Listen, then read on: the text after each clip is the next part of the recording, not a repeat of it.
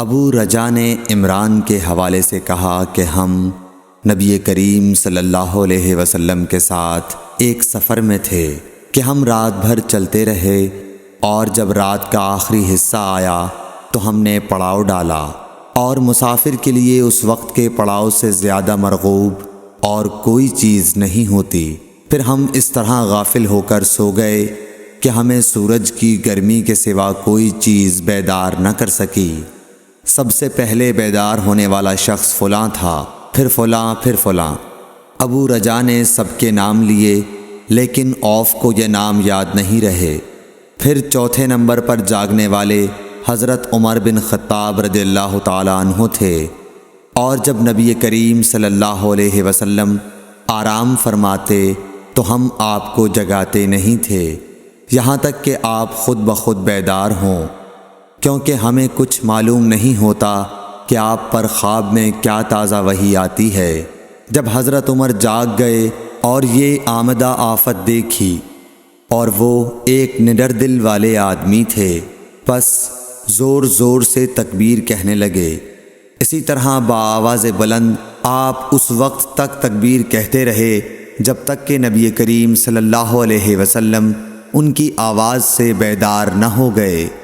تو لوگوں نے پیش آمدہ آفت مصیبت کے متعلق آپ صلی اللہ علیہ وسلم سے شکایت کی۔ اس پر آپ نے فرمایا کہ کوئی حرج نہیں، سفر شروع کرو۔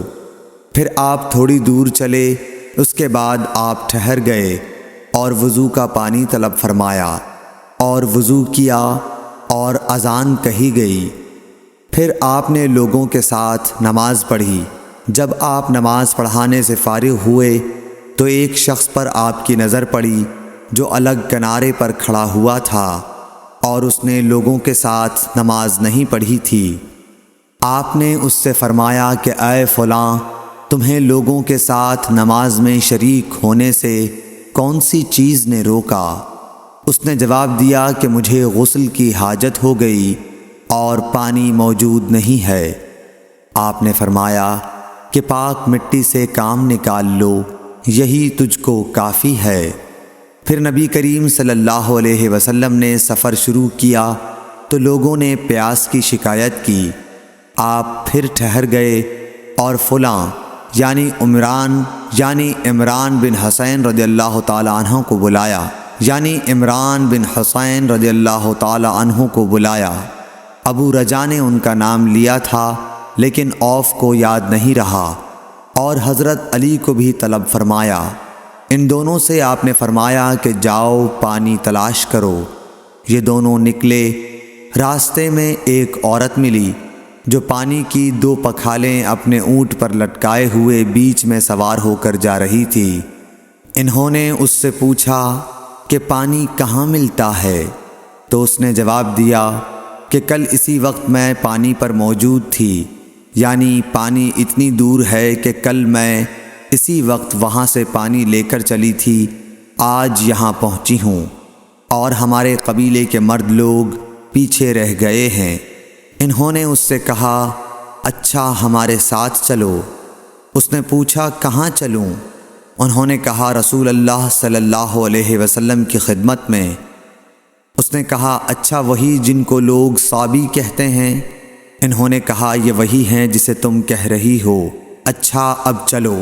آخر یہ دونوں حضرات اس عورت کو حضرت صلی اللہ علیہ وسلم کی خدمت مبارک میں لائے اور سارا واقعہ بیان کیا۔ عمران نے کہا کہ لوگوں نے اسے اونٹ سے اتار لیا۔ پھر نبی کریم صلی اللہ علیہ وسلم نے ایک برتن طلب فرمایا اور دونوں پکھالوں یا مشکیزوں کے منہ اس برتن میں کھول دیے، پھر ان کا اوپر کا منہ بند کر دیا، اس کے بعد نیچے کا منہ کھول دیا، اور تمام لشکریوں میں منادی کر دی گئی کہ خود بھی سیر ہو کر پانی پئیں اور اپنے تمام جانوروں وغیرہ کو بھی پلا لیں۔ پس جس نے چاہا پانی پیا اور پلایا، اور سب سیر ہو گئے۔ آخر میں اس شخص کو بھی ایک برتن میں پانی دیا جسے غسل کی ضرورت تھی۔ آپ نے فرمایا لے جا اور غسل کر لے۔ وہ عورت کھڑی دیکھ رہی تھی کہ اس کے پانی سے کیا کیا کام لیے جا رہے ہیں، اور خدا کی قسم جب پانی لیا جانا ان سے بند ہوا تو ہم دیکھ رہے تھے کہ اب مشکیزوں میں پانی پہلے سے بھی زیادہ موجود تھا۔ پھر نبی کریم صلی اللہ علیہ وسلم نے فرمایا کہ کچھ اس کے لیے کھانے کی چیز جمع کرو۔ لوگوں نے اس کے لیے عمدہ قسم کی کھجور، اجوا، آٹا اور ستو اکٹھا کیا، یہاں تک کہ بہت سارا کھانا اس کے لیے جمع ہو گیا، تو اسے لوگوں نے ایک کپڑے میں رکھا اور عورت کو اونٹ پر سوار کر کے اس کے سامنے وہ کپڑا رکھ دیا۔ رسول اللہ صلی اللہ علیہ وسلم نے اس سے فرمایا کہ تمہیں معلوم ہے کہ ہم نے تمہارے پانی میں کوئی کمی نہیں کی ہے، لیکن اللہ تعالیٰ نے ہمیں سیراب کر دیا۔ پھر وہ اپنے گھر آئی، دیر کافی ہو چکی تھی، اس لیے گھر والوں نے پوچھا کہ اے فلانی کیوں اتنی دیر ہوئی؟ اس نے کہا ایک عجیب بات ہوئی، وہ یہ کہ مجھے 2 آدمی ملے اور وہ مجھے اس شخص کے پاس لے گئے جسے لوگ صابی کہتے ہیں۔ وہاں اس طرح کا واقعہ پیش آیا، خدا کی قسم وہ تو اس کے اور اس کے درمیان سب سے بڑا جادوگر ہے۔ اور اس نے بیچ کی انگلی اور شہادت کی انگلی آسمان کی طرف اٹھا کر اشارہ کیا۔ اس کی مراد آسمان اور زمین سے تھی، یا پھر وہ واقعی اللہ کا رسول ہے۔ اس کے بعد مسلمان اس قبیلے کے دور و نزدیک کے مشرکین پر حملے کیا کرتے تھے، لیکن اس گھرانے کو جس سے اس عورت کا تعلق تھا کوئی نقصان نہیں پہنچاتے تھے۔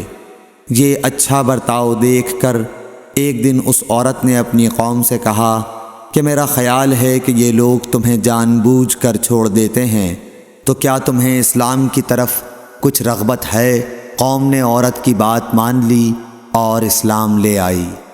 حضرت ابو عبداللہ امام بخاری رحمۃ اللہ علیہ نے فرمایا کہ سبا کے معنی ہیں اپنا دین چھوڑ کر دوسرے کے دین میں چلا گیا، اور ابو العالیہ نے کہا ہے کہ صائبین اہل کتاب کا ایک فرقہ ہے جو زبور پڑھتے ہیں، اور سورہ یوسف میں جو عصب کا لفظ ہے وہاں بھی اس کے معنی عمل کے ہیں۔ صحیح بخاری حدیث نمبر 344۔